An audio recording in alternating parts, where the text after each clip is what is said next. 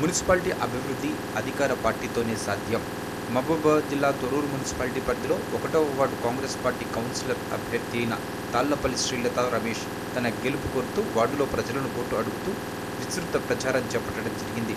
ఈ సందర్భంగా శ్రీలత మాట్లాడుతూ 1వ వార్డులో కాంగ్రెస్ పార్టీ బలపరిచిన అభ్యర్థి అయిన నన్ను వార్డు ప్రజలు తమ అమూల్యమైన ఓటును నాకు వేసి గెలిపిస్తే వార్డులో ఉన్నటువంటి సమస్యలను తక్షణమే పరిష్కరించడం జరుగుతుందని పేర్కొంటూ పాలకుర్తి నియోజకవర్గంలో స్థానిక ఎమ్మెల్యే యశస్విని రెడ్డి, టీపీసీసీ ఉపాధ్యక్షురాలు ఝాన్సీ రెడ్డిలు చేపడుతున్న అభివృద్ధి పనులను చూసి ఓటు వేసి గెలిపించాలని ఓటర్లను విజ్ఞప్తి చేశారు. ఈ కార్యక్రమంలో కాంగ్రెస్ పార్టీ ముఖ్య నాయకులు, కార్యకర్తలు, వార్డు ప్రజలు తదితరులు పాల్గొన్నారు.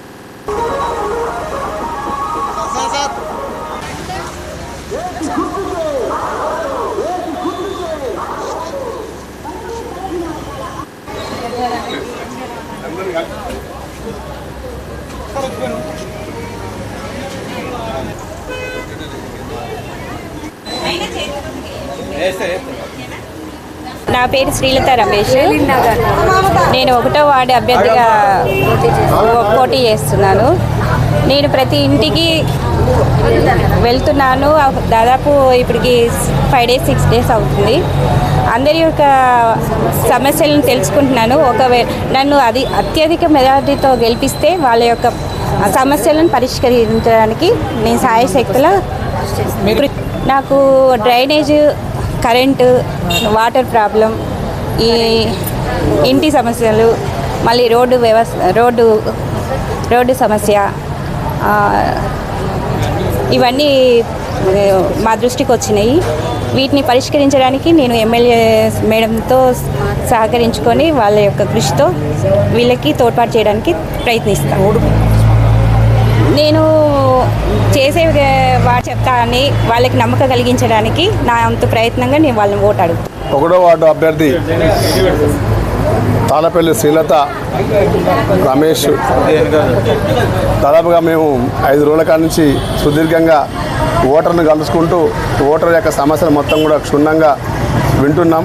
దాంట్లో ప్రధానమైన సమస్యలు మేడం గారు చెప్పినట్టుగా ప్రధానంగా మంచినీటి సమస్య, మరియు మనకు ఎలక్ట్రిసిటీ స్తంభాలు, రోడ్లు, మనకు చింతలపల్లి రోడ్డు వైపు పోతే పెద్దమ్మ గుడి, అటు లెనిన్ నగర్కి పోయినట్లయితే వాళ్ళ సమస్య సీరియస్గా ఉన్న సమస్య ఏంటంటే కొన్ని దగ్గర బోర్లు వేస్తున్నాయి కానీ మోటార్లు లేవు.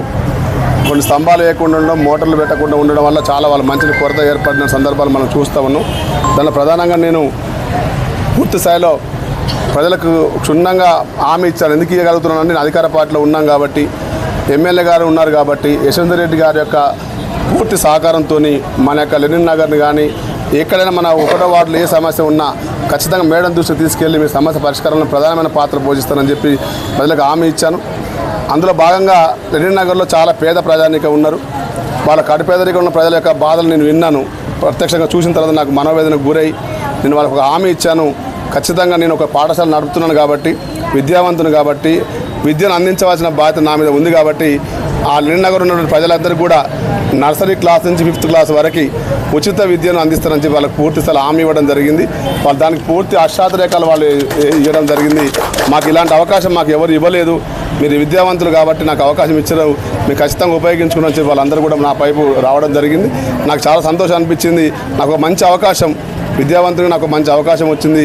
సర్వీస్ చేసే అవకాశంలో నా రంగంలో ఆ అవకాశం రావడం అని నాకు చాలా సంతోషంగా ఉంది. ప్రజల నుంచి పెద్దమ్మ గుడి కూడా నేను క్లియర్గా వాళ్ళ వాగ్దానం కూడా చేసినాను. నేను గెలిచిన 1 monthలో మీకు దానికి ఎంత ఖర్చు అయినా ప్రభుత్వంతో సహకారం లేకపోయినా నా ఓన్ అమౌంట్ పెట్టైనా కూడా నేను ఖచ్చితంగా పెద్దమ్మ గుడి కంప్లీట్ చేసి 1 monthలో మీకు కీస్ అప్పగిస్తానని చెప్పి వాళ్ళ యొక్క సంఘ సభ్యులందరూ కూడా చెప్పినాను. వాళ్ళు దాన్ని కూడా రిసీవ్ చేసుకున్నారు. నేను ఇంతకుముందు ఏం జరిగిందనే విషయాన్ని పరిగణలో తీసుకోవట్లేను. చదువుకున్నాను కాబట్టి, విద్యావంతుని కాబట్టి, ప్రజల సమస్య ఒకసారి విన్నానంటే ఖచ్చితంగా దాన్ని అమల్లో తీసుకునే ప్రయత్నం చేస్తాను. ఆ దిశగా నేను ముందుకెళ్తున్నాను కాబట్టి ప్రజల నుంచి పూర్తి మద్దతు. సార్ మీరు ఖచ్చితంగా గెలవాలి, మీ సహకారం మేము తీసుకోవాలి, మా వార్డును డెవలప్మెంట్ చేసుకుంటాం సార్ అని చెప్పి బ్రహ్మరథం పట్టి నా వెంట ప్రజలు వస్తున్నారు. ఆ ప్రజలందరికీ ప్రత్యేకమైన ధన్యవాదాలు తెలియజేస్తున్నాను.